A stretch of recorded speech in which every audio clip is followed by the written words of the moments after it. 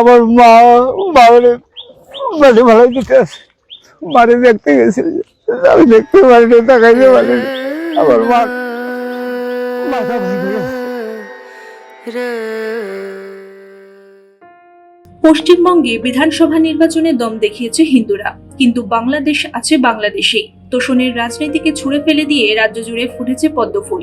জেলায় জেলায় ধর্মপ্রাণ হিন্দুরা যখন একের পর এক মন্দির থান পুনরুদ্ধার করছে, তখন সীমান্তের ওপারে বাংলাদেশি হিন্দুদের ওপর চলছে অকথ্য অত্যাচার। বাংলাদেশের বাগেরহাট জেলার শরণখোলার জিহাদি হামলায় আহত হয়েছে একই পরিবারের 5 মহিলা সদস্য। এমনকি 90 বছরের বৃদ্ধাকেও ছাড়েনি সন্ত্রাসবাদীরা। এই ঘটনায় সে দেশের পুলিশ 2 জনকে গ্রেফতার করেছে বলে জানা গিয়েছে।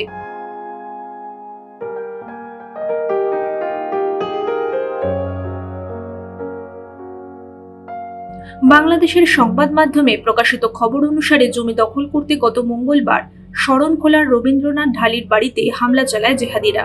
ঘরবাড়ি ভাঙচুর করে ব্যাপক লুটপাট চালায় তারা। টাকা পয়সা, সোনা গয়না, জমির দলিল সব লুট করে নিয়ে গিয়েছে মৌলবাদী হানাদার বাহিনী। রেহাই পায়নি ঠাকুর ঘরের সিংহাসনটাও। হামলায় আহত হয়েছে রবীন্দ্রনাথ বাবুর নবতিপর ঠাকুমা বেলকা রানী সহ পরিবারের 5 মহিলা সদস্য। তাদের স্থানীয় সরকারি হাসপাতালে ভর্তি করা হয়েছে। আমার মা বাবারে বাড়ি ভাড়াই দিতে আছে, বাড়ি দেখতে গেছিল, আমি দেখতে পারিনি, তাকাইতে পারিনি। আমি তো সরকারের বিচার চাই, যেন আমরা যেন সুষ্ঠুভাবে বাঁচতে পারি। কি হয়েছে ওই টাকা লইয়া ঝামেলা, জানা আমরা হিন্দু মানুষ, আমাকে বাড়ি গিয়ে অত্যাচার করে, কেউ বেলার করে না। হাসিনা সরকারের পতনের পর থেকে হিন্দুদের বধ্যভূমি হয়ে উঠেছে বাংলাদেশ। প্রাণ বাঁচাতে বহু হিন্দু সীমান্ত পার করে পশ্চিমবঙ্গে আশ্রয় নিতে বাধ্য হয়েছে। তাদের অনেকেই আবার গ্রেফতার করে জেলে ভরেছিল মমতা বন্দ্যোপাধ্যায় সরকারের পুলিশ। এখনো তাদের মধ্যে জেলে রয়েছেন অনেকে।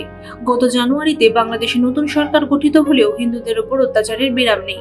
নানা অছিলায় হিন্দুদের ওপর লাগাতার হামলা চালিয়ে যাচ্ছে সে দেশের জিহাদি জনতা।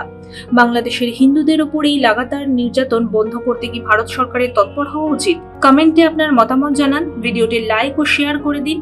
হিন্দুদের সুরক্ষায় সদা তৎপর থাকতে সাবস্ক্রাইব করুন মাধ্যম।